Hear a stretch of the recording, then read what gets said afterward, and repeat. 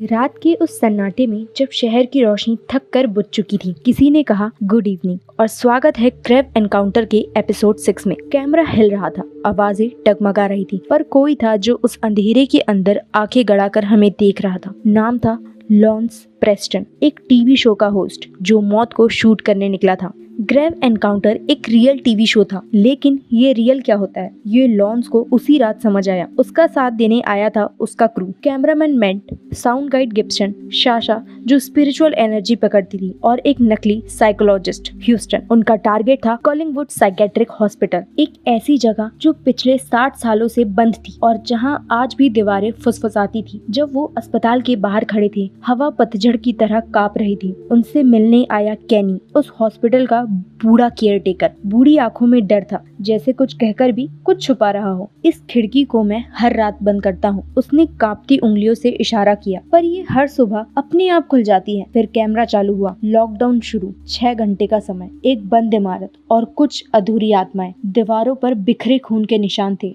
और पुराने टॉयलेट में अब भी गूंजती थी किसी लड़की की चीख जो कभी खुद को वहीं खत्म कर चुकी थी। लॉन्स, जो हमेशा कैमरे के सामने मुस्कुराता था, अब वो सवाल पूछ रहा था, क्या यहाँ कोई है? कुछ नहीं हुआ, बस हवा थमी और फिर अचानक एक धमाका। एक स्ट्रेचर जो कोने में पड़ा था अचानक लुढ़कने लगा, उसका टायर अपने आप घूमने लगा। गिब्सन चीखा, कोई ऊपर दौड़ रहा है। उन्हें यकीन हुआ, कोई तो था जो इस बंद इमारत में उनके साथ मौजूद था। ना इंसान, ना जानवर, कोई और ही चीज थी। साशा ने ईवी पे निकाला और जब उसने पूछा, अगर आप यहाँ हैं कुछ कहिए, तो रिकॉर्डर में एक सरसराती सी आवाज कैद हो गई। और तभी साशा की गर्दन के पीछे किसी ने बाल खींचे। वो चीखती हुई दौड़ पड़ी। ह्यूस्टन, जो हमेशा नाटक करता था, अब वो भी डर गया था। लॉन्स बोला, इसे नीचे ले जाओ। पर जो डर एक बार दरवाजे से अंदर घुस आए वो बाहर नहीं जाता, वो इंसान को अंदर ही अंदर खा जाता है। अब रात के 4 बज चुके थे। लॉन्स ने सबको पैकअप के लिए कहा, लेकिन जब बाहर निकलने लगे दरवाजा गायब हो चुका था। वो वही दरवाजा जिससे अंदर आए थे,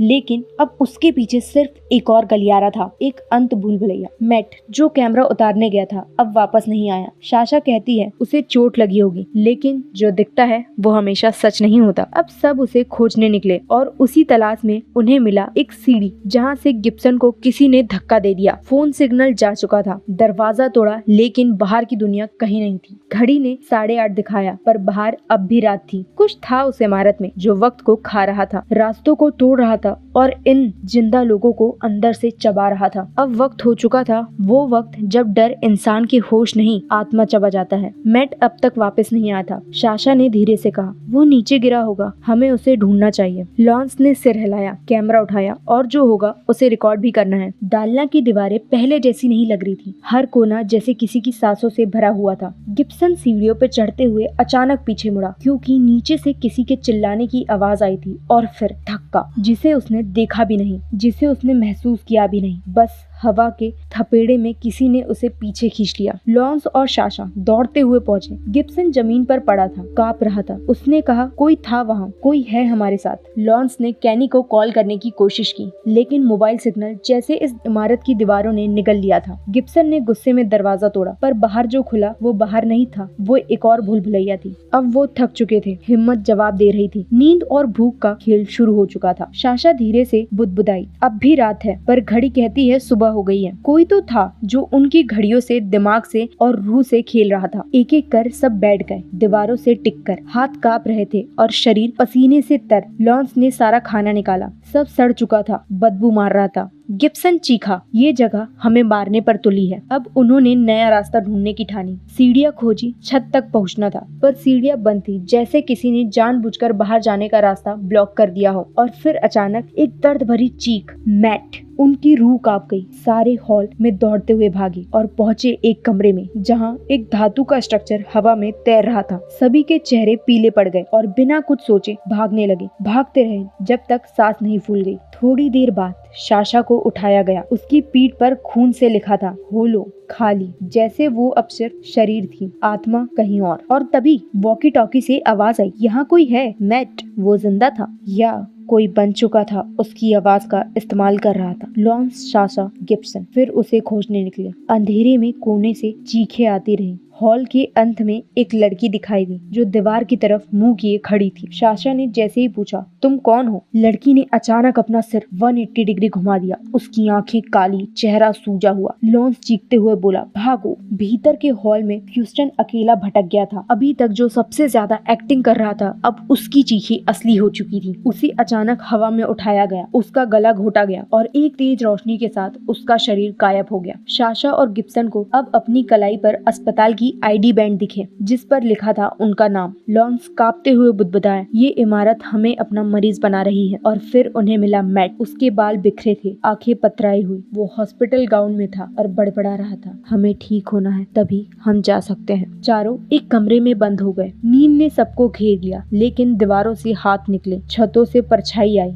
मैट जो बाथटब में झांक रहा था, अचानक खून से भरी एक परछाई ने उसे खींच लिया। गिब्सन उसे बचाने गया, लेकिन वहीं खींच गया। लॉन्स, साशा, मैट अब सिर्फ बचे थे, या शायद आधे बचे थे। बिल्कुल भाई, अब हाजिर है ग्रेव एनकाउंटर 2011 फाइनल पार्ट 3, जहां डर अपनी आखिरी सांसें लेता है और इंसान अपनी। उस बाथटब में जहां एक वक्त कोई लड़की डूबी थी, अब गिब्सन समा चुका था, खून की मोटी परतों के बीच। उसकी चीख ऐसे गायब हुई जैसे किसी ने उसे चबाकर निगल लिया हो। साशा और लॉन्स बाथरूम के कोने में दुबके हुए थे। मैट दीवार की तरफ बैठा कुछ बुदबुदा रहा था, कह रहा था, हम बाहर जा सकते हैं अगर हम ठीक हो जाए। पर ठीक होना अब एक ख्वाब था, और इस इमारत में ख्वाब भी खून में बिकते थे। अब सिर्फ 3 बचे थे, भूख, थकान और खौफ। तीनों ने उनकी हड्डियां तक तोड़ दी थी। लॉन्स बोला, हमें बाहर निकलना होगा कुछ भी करके। और फिर उन्हें मिली एक लिफ्ट। उस मरे हुए अस्पताल की दीवारों के बीच एक लिफ्ट जैसे उम्मीद। साशा ने पूछा, क्या हम भरोसा करें? लेकिन सवाल पूछने का वक्त नहीं था। जब पीछे मौत दौड़ रही हो तो लिफ्ट भी जन्नत लगती है। लॉन्स लिफ्ट खोलने की कोशिश करता है, पर दरवाजा जाम था। वो भागा। अस्पताल की एक बेड ट्रॉली से एक छड़ निकली। तभी उसने देखा कोने में एक कटी हुई जीप और ऊपर दीवार में एक उलझती हुई भूतनी जो सीधा उसकी ओर घिसट रही थी। लॉन्स हाँफते हुए भागा, साशा को खींचा और दरवाजे खोलने लगा। भीतर आने वाली आत्मा अब कुछ इंच दूरी पर थी, लेकिन तभी दरवाजा खुला। साशा और लॉन्स कूद पड़े और फिर मैट, उसका चेहरा एकदम सूना। वो लिफ्ट शाफ्ट की ओर भागा, 1 कदम 2 कदम और सीधे नीचे गिर गया। एक झटका, एक सन्नाटा, एक और मौत। अब बचे थे 2, लॉन्स और साशा। वो सुरंगों में उतर गए। वो सुरंगें जो कभी हॉस्पिटल के कचरे के लिए बनी थी, अब इंसानों को जिंदा दफनाने के लिए इस्तेमाल हो रही थी। साशा बीमार पड़ने लगी, खून की खांसी,